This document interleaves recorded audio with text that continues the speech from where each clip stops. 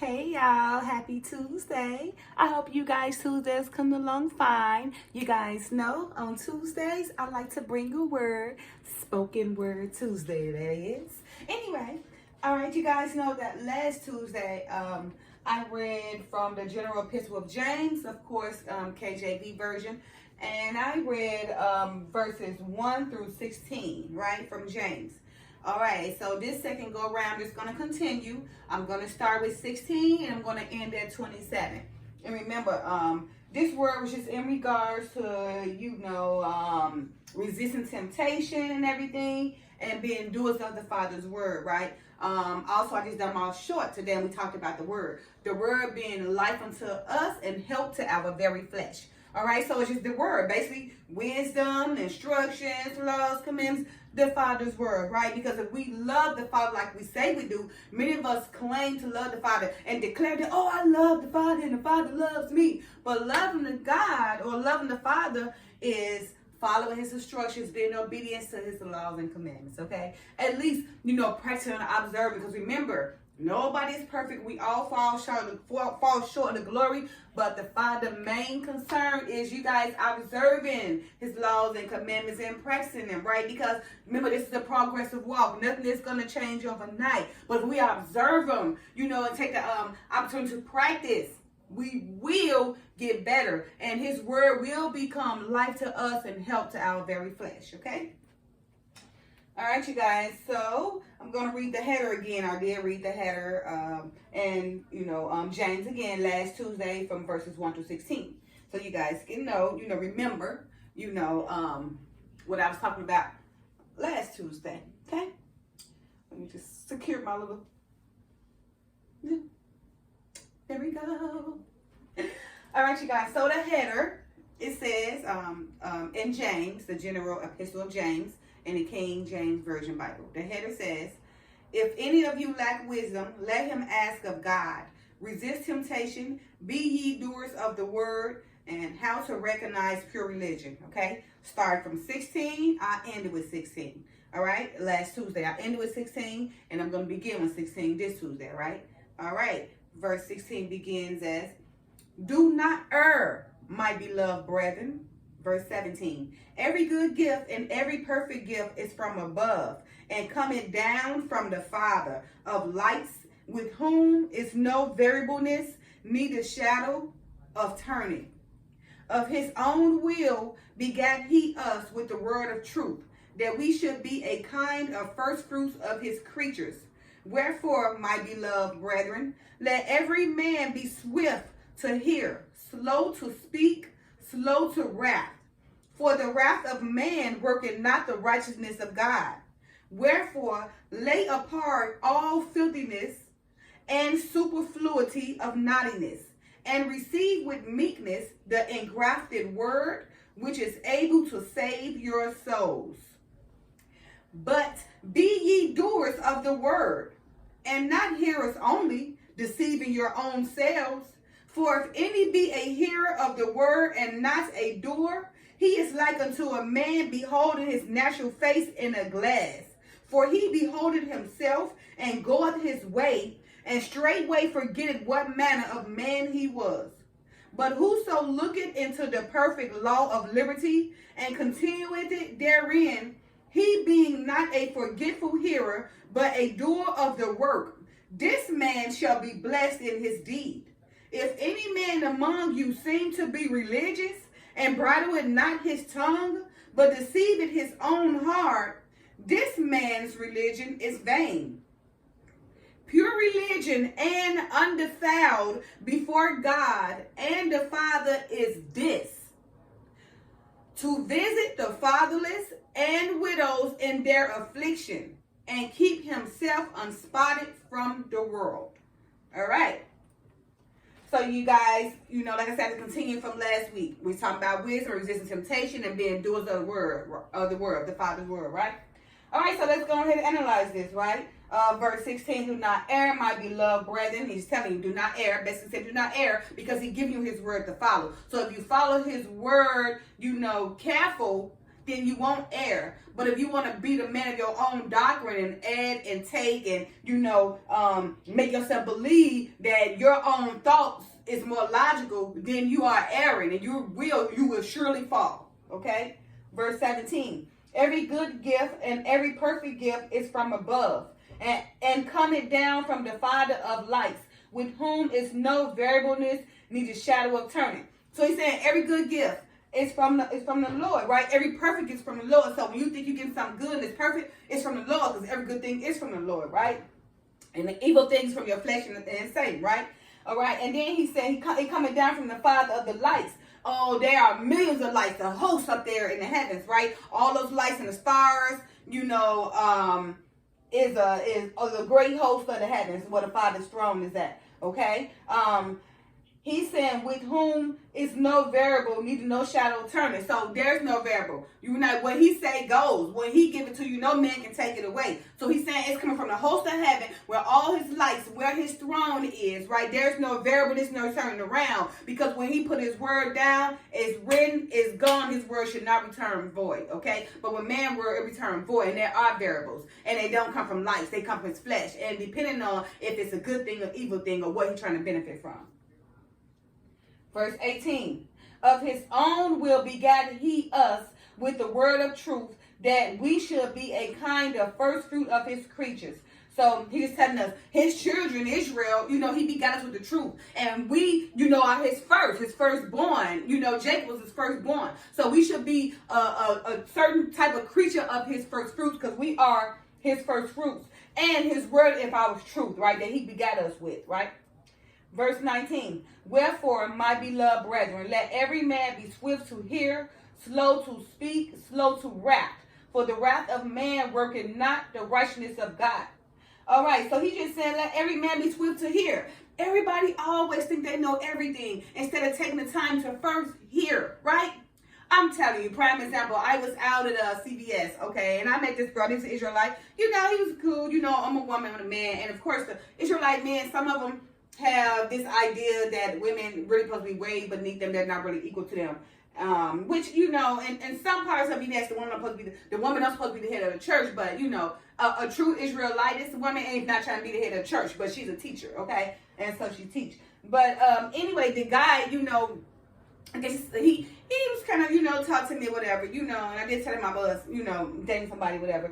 But, I guess he knows I had my chain with Yah. He was an Israelite, and so we get to talking and everything. And I guess he was, telling me about some knowledge, and I'll tell him what I do, on YouTube and all my other, social media things, that I do as far as the word and teaching. And he wants to see one of the videos, like show me a video, and okay, I said, okay. So I showed him the video, and do you know, as soon as this guy seen the video, as soon as I started talking, hey, happy, he like, oh man, sister, man, I can see your shape of your body. Like, what? I'm not, I said, look, I said, no, I'm trying to show shape of my body. I can't help because of shape of my body, but I'm not, you worried about the wrong things. Hear the message. Why are you looking at that anyway? You see, in their mind, he wasn't even the crazy part about it is because he seen me looking, now he come with all his knowledge. Now he don't want to hear my word because the fact of, I see your body and I'm a woman, and he feel like I should listen to him. You see, so he just lost out on all the knowledge, all because when he first looked at the video, he was looking at me instead of trying to obtain knowledge for understanding. But him being a man and want to have his power control stuff over women, he started trying to tell me what I'm trying to say without even hearing what I said. You see, and that's what the Father say, be swift to hear. Be quick to hear, not to speak. You think you know everything. How dare you analyze me and give me a conclusion without even reading it? How could you have an answer without even understanding, without even reading it? And that's the problem with people today. You try to tell them something, show something that I know this, I know. Did you even read this? How do you know the answer? Just like with the Bible, when you're teaching the word, everybody come tell you, I know this, and the Father said this, and woo-woo this. Did you take the time to read it? Did you? So how you gonna tell me? I read that you read a bit in the piece and you put it together and you concluded what you want to conclude based on your own desires of your flesh. Did you really thoroughly take the time to read it and write the notes and seek the Father, for all truth? No, you didn't. So what if I say be swift to hear, slow to speak? Don't be so quick to speak, because if you don't know the full truth, don't speak it, because your word is your bond. And that's the problem. People throw all this false information out there, misrepresenting everything, got people all confused because they throw these doctrines out here without understanding the full doctrine, and go everybody confused, right? And then they be quick to know everything, right? And what happens? That wrath come fall right on them because they err. And hey, the Father gonna feel sorry because you err, because he got all his trust in there. He just gonna put judgment on you. His wrath gonna come forward to you, because he's telling you right now his words in here. And stop following man. He give good doctrine. He's telling you his word is the bond, not what man telling you, but because you decide to go listen to man and come up with your own conclusion and not decide to read to understand, then you err. And the Father will put forth his judgment. His wrath will become upon you. All right. Verse number, and also the 20, for the wrath of man working not the righteousness of God. So when if I do put his wrath on you, then know that you was not a man of righteousness or a woman of righteousness. Verse 21, wherefore lay apart all filthiness and superfluity of naughtiness, and receive with meekness the engrafted word, which is able to save your souls. So he's saying, lay apart all that filthiness. You know you filthy. Don't nobody got to tell you filthy. Trust and believe that conscience bother you all the time. Because remember, the word is written within our heart. So if you out there doing something that's an abominable to the Father, or it's just filthy, you know it's filthy. Because at the end of the day, when you ain't got that praise and nobody validating all that praise for you, you sitting at home, now you lonely, and your conscience getting to you. You say to yourself, man, that's questionable. Was that really right? And if you had to question, you know it was a filth or wickedness. So you know, okay? So you only fooling yourself. All right? The Father said, lay apart that filthiness, because of course you know. He said, and that superfluity of naughtiness. You know, all that naughtiness, all that disdain, and all that reproach towards people, you know, making them, causing content because you don't like something, because it's not flowing the way you want it to flow. Let that naughtiness alone, that superfluity, naughtiness, haughtiness, let it go. Okay? All right? Just, be more humble and accept the word, right? Just because, if something presented to you and you don't like it, don't be superfluity and haughty. Because that's the problem now. That's so much disdain you putting out because it don't fit your needs. Just a prime example, like we got, all these things going on in the world. I mean, like, just say it's a transgender thing. That superfluity, haughtiness. You get mad and promote so much disdain and hate and weakness because you want to push your own views on other people. That's just your own life and desire. And now you mad and hate me because I don't agree to it. Let it go. Okay? You got your ways of want to do things now, and we got our ways of want to do things. And that's the problem.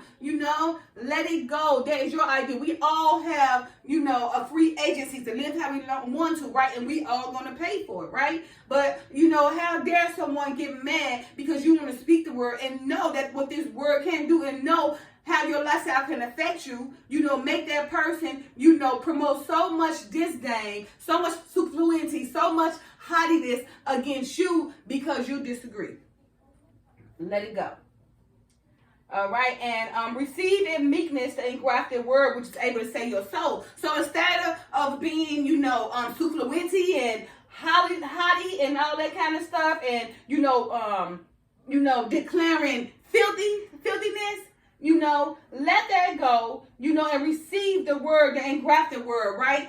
Because it's able to save our souls. So if we take in the word, understand the word, and want to understand the word, and apply the word, practice the word, it will save our soul. Because remember, when I done my little short today, the Father said, incline thy ears to his sayings and in heart, and keep it in the midst of our hearts, right? Because his word is light to us and health to our very flesh, right? So he's saying that. So he's telling you again, it's just a confirmation that his word is able to save our souls. All right. So accept his word. Don't be so, so quick, to reject it, but try to accept it and see how it will better your life and allow you to understand more so you can make better decisions. You will understand if you take the time to want to understand. Okay. Verse 22. Be ye doers of the word and not hearers, only deceiving your own selves. For if any be a hearer of the word and not a doer, he is like unto a man beholding his natural face in glass. For he beholding himself, and goeth his way, and straight away forward, what manner of man, and straightway forget what manner of man he was. So he's saying, okay, you guys, the Father said, be ye doers of the word, and not hearers only, deceiving yourselves. So I just got to talk about that, right? Be ye hearers of the word. So the word is in the Bible, right? Don't be deceiving. Don't take the word and change the word to manipulate someone, to deceive somebody. That's why I say, be ye doers of the word. Follow the word for what it is. Take the word for what it is. But don't take the word, the part of what you want to satisfy your fleshly desires, okay? That's taking the word, and satisfying your fleshly desires, right? And causing yourself to only deceive yourself and deceive others. This is exactly what it's saying. Be a doer of the word. The word is the word, and the word is what it is. It's not what you make it. But when you read the word for what it is. Don't take the word and crunch it up and break it down and make it cripple and then bring it back out with your adding and taking away. Manipulating people and deceiving others. Causing people to err. Causing the judgment come on the Father. Causing more judgment come on you as their leader. All right. He said, for if any man or if any be a hearer of the word and not doer, he is like a man beholding his natural face in the glass. For he beholdeth himself and goeth his way and straightforward, forgetting what man he was. So him himself, that same leader sitting up here leading people, deceiving people, in the end, he going to manipulate himself and deceive himself, right? So in the end, he going to be a reflection of that same manipulating and deceiver that he was trying to deceive, okay? So he's gonna see his own natural face in the glass is gonna be him. He's gonna see that it's him that's causing all the problems, right? He's gonna see that it's him, the very first person that tried to start off with the word with good intentions, but did not continue with the word because he gained so much glory. Become that man who sees his glass, his face in the glass, to see him as a reflection of the own person that caused all these people to err. Deceiving himself, deceiving others, manipulating himself, right? Beholding his own natural face in the glass, forgetting about the manner he came in to say to people. But they forgot because he took the word so much and mastered it for deception that he forgot his manner he started off with to help save the people. So now, because he started off at the beginning saving the people, and he got everybody on his team, now they're on his team, now he is, and they glorify him. Now his job is to continue for them to glorify him. Now he forgot that his very job was to save the people, right? In that manner. But because he didn't gain all his glory, now he taking the word and manipulating to continue the glory, causing himself to because his own natural face to be him who he say to see in that glass, forgetting about the manner he started in, right? But deceiving himself and deceiving others in the end, to the very end, to his own perishment. All right, verse 25. But whoso looketh into the perfect law of liberty and continueth therein, he being not a forgetful hearer, but a doer of the work, this man shall be blessed in his deed. Okay, so he's telling you again, if you decide, to take the word for what it is and apply the word, throughout this world, throughout all your future endeavors, whatever you got going on in this world, applying this word, you should be blessed in everything, and let's see, all your deeds will be blessed.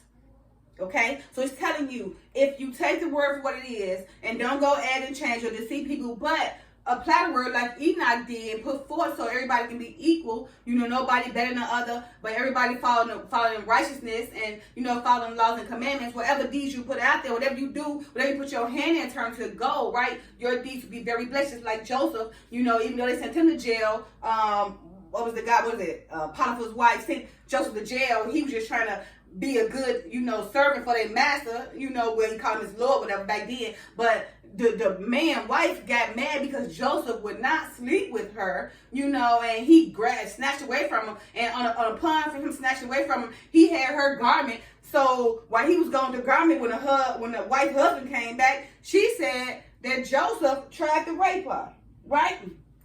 So now he done had Joseph to prison. Okay, but remember, Joseph was the righteous man, was right in his heart. He knew that he didn't do anything, you know. So even though he went to prison because the wife had lied, because she was just so filthy, you know, and haughty, souffluenty, you know, and tried to throw herself on the man who had respect for himself and God, you know, didn't allow himself to be defiled by this female until he yanked himself away. But upon yanking himself away, he had her garment. So in the process, she was able to use that against him and say, see, he snatched her garment, trying to rape her. So now Potiphar sent Joseph to jail, you know, but that's okay, because whatever, you know, because Joseph walked in the Father's righteousness ways and followed the word, even in jail, you know, whatever he touched turned to gold, to the point when he got out, he became second in ruler of Egypt, second in command of Pharaoh, because what? All his deeds was blessed. Even though he went to jail, even though that man lied on him, he was still blessed. All his deeds was blessed. Why? Because he was a doer of the word. Okay? All right. Verse 26.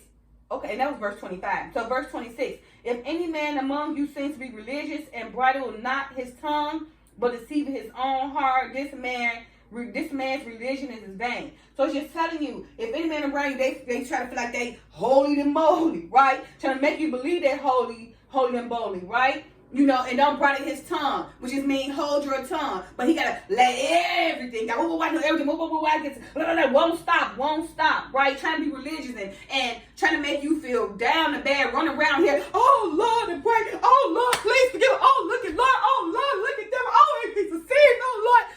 Those kind of people who are trying to be holy and holy, not bridling their mouth, because bridling your mouth is basically just covering your mouth, you know, holding your word, you know, knowing when to speak and knowing when not to speak. But that man who's doing that old woman, that very religion is in vain. Those people are in vain and not doing it for the Father, they're doing it for the people, to be glorified for the people, okay?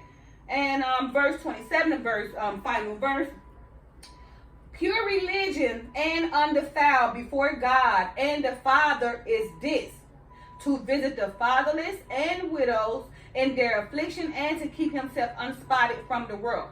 So he's saying pure religion and undefiled, to visit the widows. You know, you got so many about women out there, widows. Either that man got killed, you know, victims or murder, you know, just something happened. But, you know, as that brethren, as your brethren wife or whoever your brethren married, then you're supposed to visit that widow and help that widow in her affliction. But don't look down on her, make her feel more bad and make her lower self-esteem feel down, you know, but you help them as the brethren, you know, of Israel, you know, showing love, okay? Visit them in their affliction and everything. And the fatherless, you know, the bastard children, you know, who don't have fathers and everything. You know, the Father wants you to visit them in their time of affliction, right? As their brethren. That's what you're supposed to do. But don't allow that child to feel down, you know, and the bastard, you know, because they just want love, right? You know, that child needs somebody to teach them, or he gonna be out of whack as he get older, right? They need to know his roots and where he come from. So, you know, a person don't know how to go forward without the past, you know, and that child needs you to visit him in that affliction, knowing they father not available, but they got you, you know, who they can work for and be a product for. And to keep himself unspotted from the world. Remember, the Father said, you know, just because you live in this world, you're going to be a part of everything that goes on in this world. I don't have to go out there and make myself known to just gain a reputation that's just unbeknownst and to anybody. Just, you know, they just look at me like I'm the most filthiest, nastiest, wickedness, no having respect, don't deserve a man, don't deserve a child, don't deserve a job, you know, because I have made myself spotted in this world, that made myself a slave to this world, getting caught up in all these things, right? So I didn't got caught up in so many things until those are all my labels. Don't allow yourself to be labelized like that. Don't be spotted in this world, but be unspotted in this world. I live in this world, but I don't have to do everything with everything that goes on in this world. You know, I don't mind relaxing and chilling at home like, you know, that's fine with me. As long as I got my better half, I don't need 1,000 friends and everything to convince me to do that. So it don't do nothing but then make me a spotted person of the world. And that's not my desire. My desire is to be unspotted for the world. And my desires cause me a lot of persecution, a lot of pain, a lot of enemies, whatever. Because When you try to, you know, walk on the path of righteousness, the wicked always watching. They like prey on you and stalk you to watch your very move so they can figure out some plot how to bring you down or to bring you to that level to do what they doing. So, you know, so they won't feel guilty about you trying to be righteous and they're not. So it's okay to live in this world, but don't cause yourself to be spotted in this world. Cause yourself to be unspotted and renew your mind, as the Father said. You know, renew your mind so you can walk through with smoothness and peace. By being a doer of the word, and being a doer of the word will bless your deeds walking through this earth. You will experience peace, joy, and all that stuff. But you have to learn how to separate yourself from these people, be a doer of the word, and be unspotted in this world. Okay? Stick out. Be different. You know? What's that? Invent yourself or reinvent yourself. So a person can perceive you how you want them to perceive you in such that way. All right, you guys. I hope this word was a bless to you guys' soul, okay? Because the Father wants you guys to know anyway. All right, you guys. I just read in there James. Okay, this thing coming off anyway. James, and that was chapter 1. So remember last Tuesday, I read from verses 1 through 16. This Tuesday, I completed the chapter from 16 to 27. This is in King James Version, so you guys can go look at that first James. Everything I do is coming from the Bible, the Word. It's not coming from me. I just want you guys to know. So I try to be a doer of the Word. You know, I try to follow the Word. You know, I can't say always my best ability because I don't know. You know, but I feel like I'm following the Word at least 90% right. You know, because I don't think I would have made it this far. All right, I don't mind being a doer of the word. Now, sometimes being a doer of the word can cause great challenges, but in the end, you will be satisfied. It's for your benefit, okay, not for your detriment. All right, you guys. I hope you guys gain some more understanding, you know, about temptation, you know, and being doers of the word, how to recognize pure religion, you know, faith and everything, you know, and allowing the word to be life to you and health to your flesh. You guys enjoy this beautiful Tuesday. And you guys don't forget to like, share, subscribe, and comment. I love y'all. Bye now.